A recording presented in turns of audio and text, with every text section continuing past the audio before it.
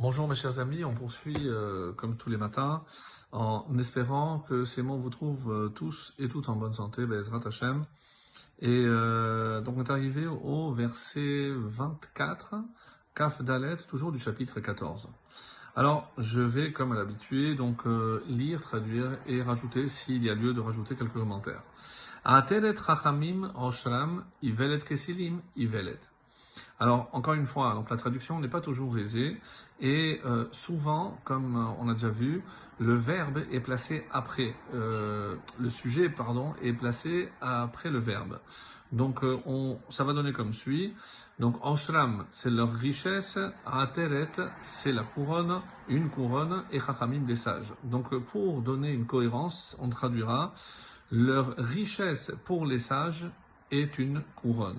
On ne sait pas encore de quelle richesse il s'agit. Et c'est pour cela qu'on va évidemment aller puiser dans nos commentaires. Par contre, et toujours par opposition, Ivelet Kesilim, Ivelet. Mais pour les insensés, leur sottise, c'est-à-dire c'est la sottise. Il n'y a pas de récompense et c'est malheureusement leur sottise qui est en quelque sorte la sottise et leur identifiant. Alors le Malbim, par exemple, parle quelle est la richesse des sages, qu'est-ce qui est considéré pour eux comme véritablement une couronne, et il nous dit Yediot, évidemment toutes les connaissances, puisque c'est ça qui fait la différence. Donc un sage, c'est parce qu'il a acquis la sagesse, le savoir aussi, ou Midot, mais il rajoute aussi, mes amis, les Midot, c'est-à-dire les traits de caractère. Un chacham, comme dit ici le roi Salomon, ne se définit pas uniquement par ses connaissances ou par son savoir, mais aussi et surtout peut-être, comme on le voit de nos jours, par les midot, les traits de caractère. Comment se servir de cette intelligence, comment se servir de ce savoir.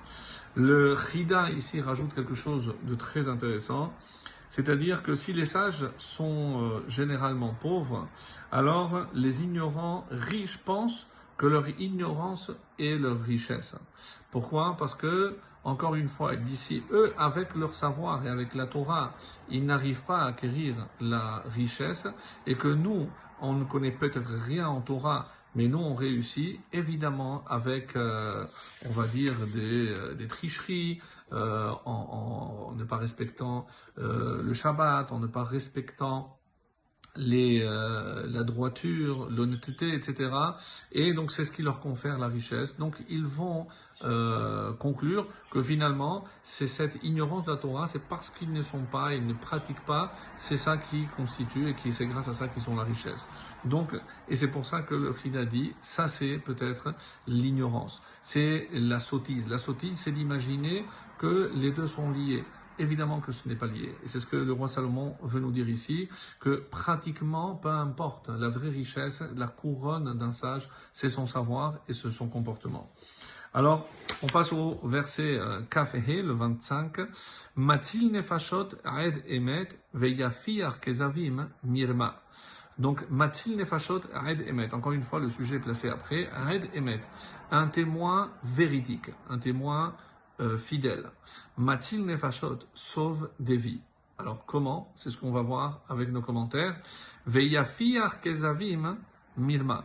Mais celui qui yafiach kezavim, qui profère des mensonges, mirma n'est que tromperie.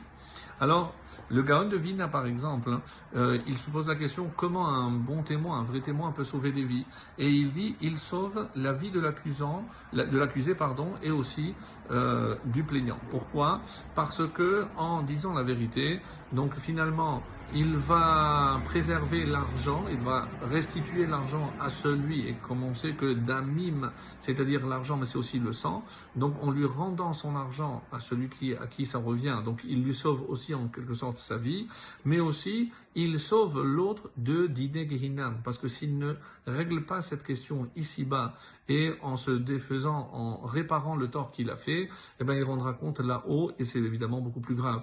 Donc d'après le Gaon de Vilna, sauver la vie, c'est dans ces deux sens. Soit parce que celui qui a perdu l'argent va le récupérer, et celui qui va rendre l'argent et sera nettoyé de sa faute là-haut. Le Malbim dit non. Il sauve de la mort, par exemple, les Edim Zomemim. Les Edim Zomemim, donc si il s'agit de Edim Zomemim et qu'il y a des témoins, donc on aurait dû condamner quelqu'un et parce que un témoin va faire son rôle, eh ben il pourra sauver la vie de l'accusé qu'il devait mettre ou exécuter. Donc il y a plusieurs niveaux de compréhension. En tout cas, il faut toujours dire la vérité, ça va de soi. 26. Be'irat Hashem miftach oz. Dans la crainte de Dieu, il y a miftach, une grande sécurité. Ulvanav yihe marsé, et pour ses enfants, pour ses fils, littéralement, marsé, il est un refuge. Alors, Rashi nous aidera de qui il s'agit avec cette crainte, et c'est nos parachiotes. Avraham, ata, quand il a marqué, ata edarti ki Elohim, ata, maintenant je sais que tu es un craignant Dieu, et il s'agit d'Avraham. Donc c'est la sécurité, et on comprend qui yere Elohim ata, et après, qui barecha barechecha, et je bénirai ta descendance, c'est Saoul Banav Yé Marsé. Donc l'acte de Avraham, cette crainte, eh ben, elle s'est répercutée sur ses enfants.